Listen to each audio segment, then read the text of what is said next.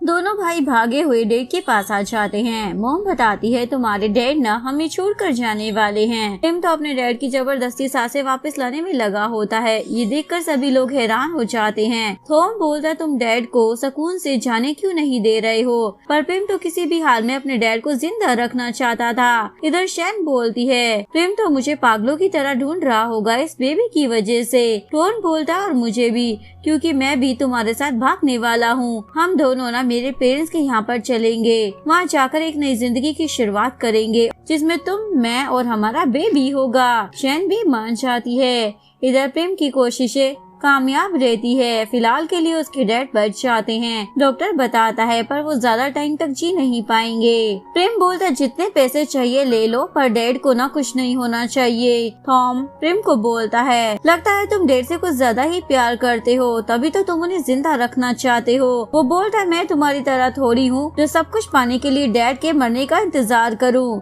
इधर टॉन और शेन रात बिताने के लिए एक जगह पर रुक जाते हैं। वहाँ पर उन्हें एक घर दिखता है जिसमें एक माँ बेटे रह रहे होते हैं। वो लोग उन्हें अपने घर में रहने की इजाजत दे देते हैं।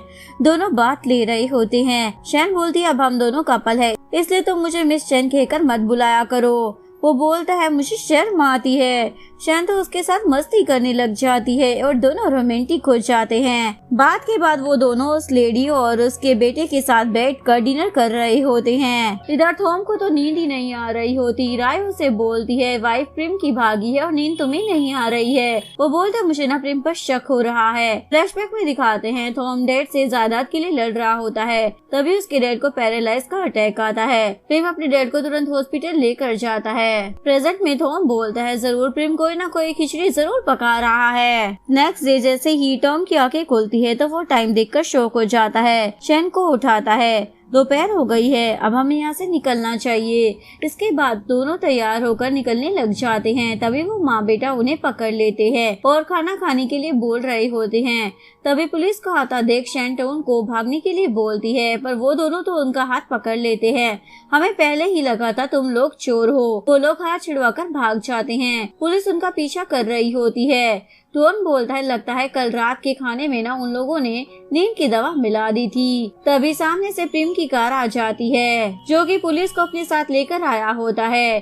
पुलिस टोन को पकड़ लेती है टीन को मारने के जुर्म में। टोन तो चिल्लाता रह जाता है मैंने उसे नहीं मारा, उसे तो प्रेम ने मारा है। लेकिन प्रेम बोलता है इसका मेरी वाइफ के साथ अफेयर चल रहा था जो कि टीन को पता लग गया था, इसलिए इसने उसे मार दिया। जिसके बाद पुलिस उसकी बात पर यकीन कर टोन को वहाँ से ले जाती है। शैन बोलती है मैं तुम्हारा सच न सबके सामने लाकर ही रहूंगी कि टीन को तुमने मारा है। वो बोलता है पुलिस डिपार्टमेंट में मेरा दोस्त है, तुम ऐसा नहीं कर पाओगी, चुपचाप मेरे साथ घर चलो। शैन बोलती है मुझे तुम्हारी सच्चाई पता लग गई है, तुम कितने ज्यादा जालिम हो। वो बोलता है अच्छा हुआ तुम्हें पता लग गया, अगर मैं ऑफिसर को कॉल कर दूंगा ना तो वो तुम्हारे टोन को शूट कर देंगे। शैन बोलती है ऐसा मत करना। टोन बोलता है अगर तुम उसे बचाना चाहती हो ना तो मेरे साथ घर चलो और पहले की तरह मेरी वाइफ बनकर रहो। शैन टोन के लिए उसके साथ चली जाती है। घर आते ही मॉम पूछने लग जाती है ये तुम्हें कहाँ मिली। प्रेम बताता है ये अपनी फ्रेंड के घर भी, एक्चुअली में ये मुझसे बहुत ही ज्यादा गुस्सा थी, पर अब हमारा ना पैचअप हो गया है। मॉम बोलती है शैन तुम अपनी पत्नी से नाराज होकर ऐसे घर छोड़कर नहीं भागना चाहिए, ऊपर से तुम प्रेग्नेंट भी हो, एक बार भी तुमने अपने बेबी के बारे में नहीं सोचा। वैसे टोन कहाँ पर है। प्रेम बताता है वो ना किसी काम से चला गया है, कुछ दिनों के बाद वापस आएगा। थॉम पूछता है तुम्हें पूरा यकीन है वो काम से गया है। प्रेम तो चिल्लाने लग जाता है अपने काम से मतलब रखो और कोई भी मुझसे ना कुछ भी नहीं पूछेगा। जिसके बाद सभी लोग डर जाते हैं और वो शैन को लेकर रूम में आ जाता है और रूम लॉक कर देता है और उसे बड़े प्यार से बोलता है क्या तुम पहले की तरह मुझसे प्यार नहीं कर सकती हो, मैं तुम्हारा और बेबी का ना अच्छे से ख्याल रखूंगा। वो बोलती है इतना सब करने के बाद तुम मुझे पहले की तरह रहने को बोल रहे हो, मैं कोई रोबोट नहीं हूँ। वो बोलता है मैंने तुम्हारे साथ बुरा बर्ताव इसलिए किया ताकि तुम्हें मैं टोन की तरफ पुश कर सकूं, तुम्हें क्या पता मुझ पर क्या बीत रही थी। वो बोलती है तुम मुझसे नहीं बल्कि अपने डैड के एसेट से प्यार करते हो। प्रेम तो उस पर चिल्लाने लग जाता है, मैंने ये सब कुछ इसलिए किया क्योंकि मैं तुमसे प्यार करता हूँ। वो बोलती है मुझे ना बहुत ज्यादा हर्ट किया है तुमने। वो बोलता है तुमसे ज्यादा दर्द में तो मैं था। वो बोलती है तुम दर्द में थे इसलिए तुमने मुझे भी इन सब में खींच लिया। एक बार मुझे बोल देते तो मैं तुम्हें वैसे भी एक्सेप्ट कर लेती। वो बोलता भूल जाओ, अब हम ना फिर से पहले की तरह रहते हैं, एक अच्छे हस्बैंड वाइफ बनकर। लेकिन वो मना कर देती है। वो बोलते चाहे तुम मुझे एक्सेप्ट करो या नहीं, पर तुम यहाँ से भागने की कोशिश मत करना और ना ही मेरा सीक्रेट ना लीक होना चाहिए। तुम जानती हो टोन की जान मेरे हाथों में है, मेरे एक इशारे पर ना वो मारा जाएगा, समझ गई ना। चलो मेरी जान तुम रेस्ट कर लो। उसके जाते ही शन तो रोने लग जाती है। प्रेम भी वॉशरूम में आकर अपनी हालत पर रो रहा होता है। इसके बाद प्रेम अपने ऑफिस का सारा काम घर पर ही शिफ्ट करवा लेता है ताकि वो शन पर हर वक्त नजर रख सके। तभी एक सर्वेंट उसे शन का बैग लाकर दे देता है जिसमें से प्रेम को एक गन मिलती है। सीन कट होता है, डॉक्टर शन का चेकअप कर रहे होते हैं और बोलते तुमने अचानक से मुझे यहाँ पर क्यों बुला लिया। वो बोलते मेरी वाइफ ने ना कुछ दिन पहले काफी ज्यादा ट्रेवल किया है, इसलिए मैं बेबी की हेल्थ के बारे में जानना चाहता हूँ। डॉक्टर बोलता है माँ बच्चा दोनों ही एकदम स्वस्थ है। वैसे डॉक्टर स्मिथ ने ना मुझे लेटर लिखकर बताया था तुम्हारे बारे में। उन्होंने कहा था कि मैं तुम्हारे घाव को चेक कर लूँ कि वो अच्छे से भरा है या नहीं। प्रेम बोलता है कौन से घाव के बारे में बात कर रहे हो सकता है वो मेरे सबऑर्डिनेट के बारे में बात कर रहे हो, उसे चोट लग गई थी मुझे नहीं।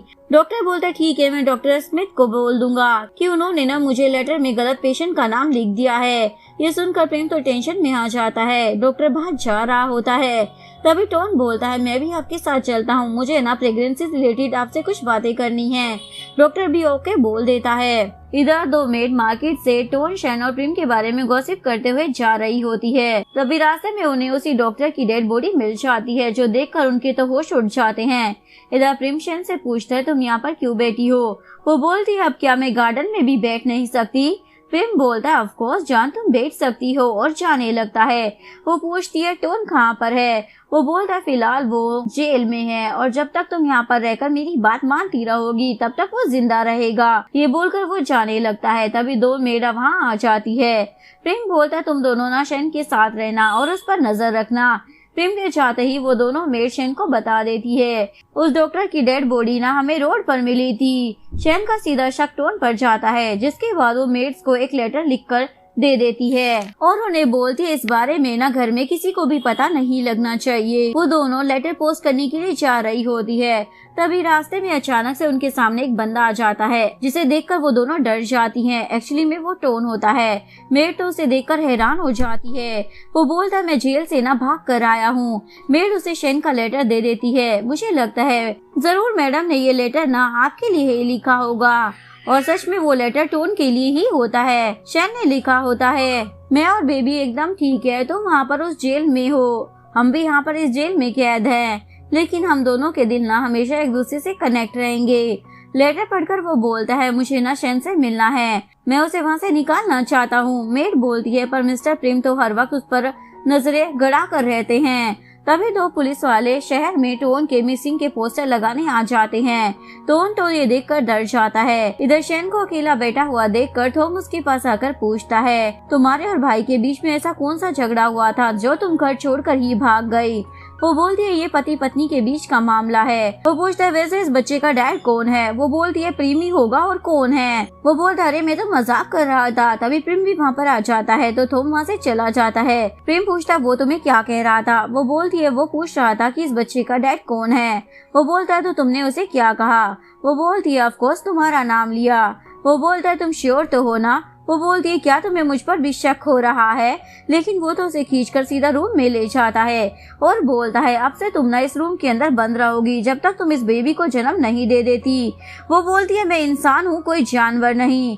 वो बोलता है मैं ना तुम्हें जानवर नहीं समझता, लेकिन मैं तुम्हें बाहर के बुरे लोगों से ना प्रोटेक्ट कर रहा हूँ। वो बोलती है झूठ मत बोलो, तुम्हें डर है ना उन लोगों को मुझसे तुम्हारा सच पता लग जाएगा। प्रेम तो उसे एक चाटा मार देता है। मेरा सीक्रेट ना लीक नहीं होना चाहिए वरना टोम को मैं नहीं छोड़ूंगा। ये बोलकर वो डोर पर लॉक लगाकर चला जाता है। दोनों मेड भी ये देख लेती है। तभी मोम भी आकर उसे पूछने लग जाती है ये तुम क्या कर रहे हो। वो बोलता है मैं ना अपने बेबी को प्रोटेक्ट कर रहा हूँ, मैं नहीं चाहता शन इस हालत में बाहर घूमे। मोमो से बात करने के लिए साथ में ले जाती है और बोलती है अगर वो तुमसे सच्चा प्यार करती है तो उसे आजाद कर दो, वो तुम्हारे पास लौट करना जरूर आएगी। इस तरह उसे रूम में बंद रख कर ना तुम कभी भी खुश नहीं रह पाओगे। वो बोलता है उसके पास मेरा बेबी है, मैं उसे कैसे जाने दे सकता हूँ। मेड आकर टोन को बता देती है प्रेम ने ना शैन को रूम में लॉक कर दिया है, जिसके बाद मेड की हेल्प से टोन घर के अंदर घुस जाता है और पेड़ से चढ़कर शैन के रूम में पहुँच जाता है। दोनों एक दूसरे को देख कर हक कर लेते हैं। टोन उसे बोलता है मैं तुम्हें ना यहाँ से निकाल कर ले जाऊंगा, जिसके बाद दोनों किस कर लेते हैं। अगर आपको वीडियो अच्छी लगी हो तो प्लीज वीडियो को लाइक करें, चैनल को सब्सक्राइब करें, न्यू अपडेट्स के लिए बेल आइकन का बटन प्रेस करें। मिलते हैं नेक्स्ट वीडियो के साथ, तब तक के लिए सारांगे, बाय बाय।